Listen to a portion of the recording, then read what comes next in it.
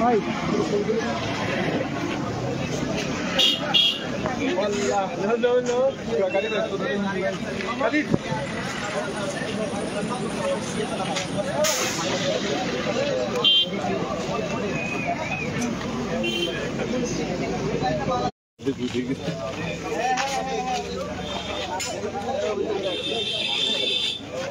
রাসেল ভাই লাইভ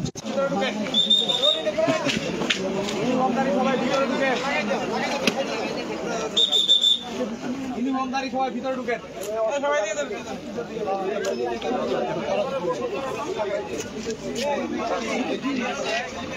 সবাই ভিতরে আছেন আমাদের সবাই ভিতরে ঢুকেন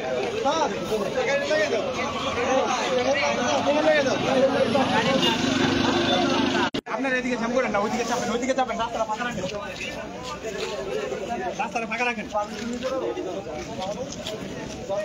আপনারা রাস্তাটা ফাঁকা রাখেন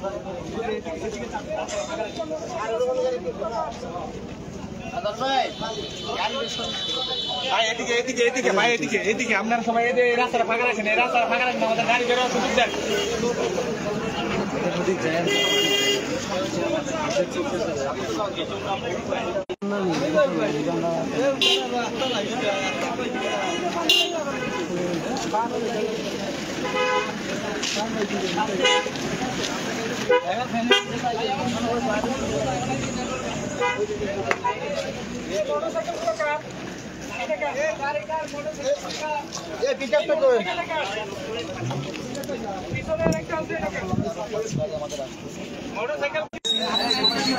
রিফাত ভাই কি বলছিস কোনটা দেখেন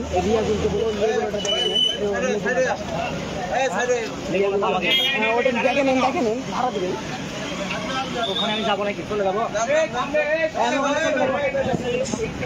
আমি চলে যাবো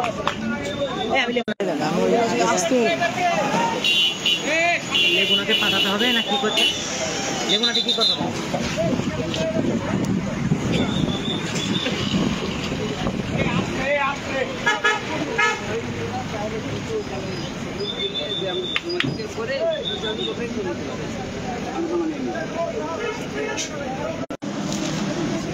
আমরা 3 দিন থেকে প্রায় আমরা ঘটনাটি করলাম আজকে সোনাগাতি গেছিলাম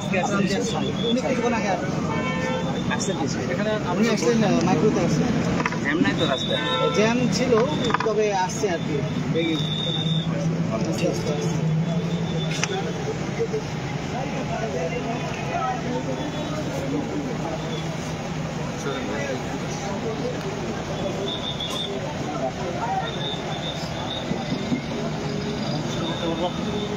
শুরু করুন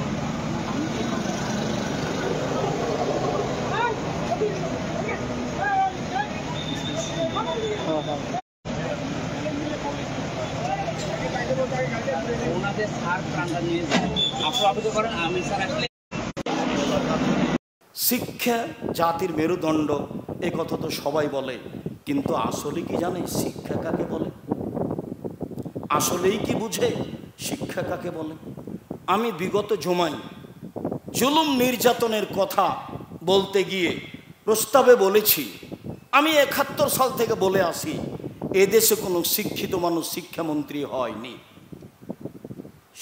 শিক্ষিত মানুষ হতে হবে শিক্ষামন্ত্রী তাহলে আমার ছেলে মেয়ে কি শিখবে এটা সে বুঝবে সে চিন্তা ভাবনা করবে কেমনে আমার ছেলে স্কুলে বলতে পারে ওমা তোমার আকাশ তোমার বাতাস ও কালিমা তোমার আকাশ তোমার বাতাস লজ্জা হয় না আপনার আপনি মুসলিম কে বলেছে আপনি মুসলিম আপনি তো একজন মুশরিক আপনার ছেলে মুশরিক আপনার মেয়ে মুশরিক আপনার বাপ মুশরিক আপনার 14 গোষ্ঠী মুশরিক সেদিন থেকে বলে আসছি আজও বলছি গতদিন খোলাভাবে বলেছি বর্তমান সরকার বা যারা আসবে ক্ষমতায় তাদের উচিত অন্তত দেশের অ্যাসেম্বলি এইটাকে পরিবর্তন করতে হবে ঠাকুর বলেছে ওমা তোমার আকাশ তোমার বাতাস আমি আজ থেকে 30 বছর আগে বলেছি তোর বাপের আকাশ আমি কোনোদিন ছাড় দিইনি কিছুদিন বন্ধ থাকলে আমি মুসলিম আমার ছেলে মেয়ে কথা বলতে পারে কি করে বারবার বলতে পারে ঠাকুর রবীন্দ্রের সাথে মিল দিয়ে বলতে পারে ও কালিমা তোমার আকাশ তোমার বাতাস, আমি বিদ্যা হারিয়ে দিয়েছি? জি না, শিক্ষিত মানুষকে শিক্ষামন্ত্রী করতে হবে। উত্তরবঙ্গের লোককে জানাচ্ছি, আপনাদের অন্তরের অন্তরস্থল থেকে বলতে হবে, আল্লাহ তুমি জামিয়া সালাফে কবুল করো। আর করা হবে মানে কে কি চাও চাও দিয়ে দিব, কে কি বলছো বলো মেনে নিব, বলো কে কোন বিপদে আছে, বিপদের কথা আমাকে বলো, আমি তোমাকে বিপদ থেকে উদ্ধার করব। ইস্তাজাব, তার কথা মেনে নেওয়া হয়। ইল্লাল্লি বাগিন বেফরজিহা, তবে যাদের অশ্লীল কাজের সম্পর্ক আছে তাদের কথা গ্রহণ করা হয় না। অশ্লীল কাজ খুব খারাপ, মোবাইলের মাধ্যমে হোক, টিভির মাধ্যমে হোক, যে কোনো মাধ্যমে হোক।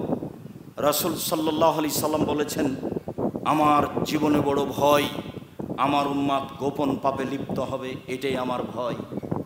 আমার জীবনে বড় ভয় আমার উম্মত গোপন পাপে লিপ্ত হবে, এটাই আমার ভয়। আমি এটাই বেশি আশঙ্কা করি। রাসূল সাল্লাল্লাহু আলাইহি সাল্লাম বললেন, আকাশ থেকে চিৎকার করে আল্লাহ তাআলা বলেন, যে বিপদে পড়েছে, বিপদের কথা বললে আমি তাকে উদ্ধার করব। কিছু যদি চাই তাহলে দিয়ে দিব, কিছু যদি বলে তাহলে আমি সেটা মেনে নিব। কি বলতে চাই, কি চাই। তবে যারা অশ্লীল কাজের সাথে সম্পৃক্ত তাদের এই কথা গ্রহণ হয় না। রাসূল সাল্লাল্লাহু আলাইহি সাল্লাম বলেছেন, ইন্নাল্লাহ আদনা মিন খালকিহি, শেষ রাতে আল্লাহ মানুষের নিকটে হয়ে যান। শেষ রাতে আল্লাহ মানুষের নিকটে হয়ে যান।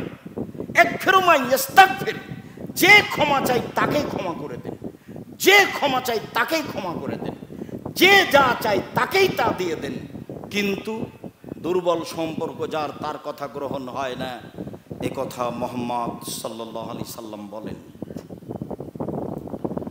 ইবনে আব্বাস রাদিয়াল্লাহু তাআলা আনহু বলেন, কানান নবী সাল্লাল্লাহু আলাইহি সাল্লাম যা কামেন মিনাল লাইলে, আল্লাহর নবী যখন রাতে উঠতেন, রাতের 3 ভাগের 2 ভাগ পার হওয়ার পরে যখন উঠতেন, তাহাজ্জুদ, তাহাজ্জুদ পড়ব বলে তিনি উঠতেন।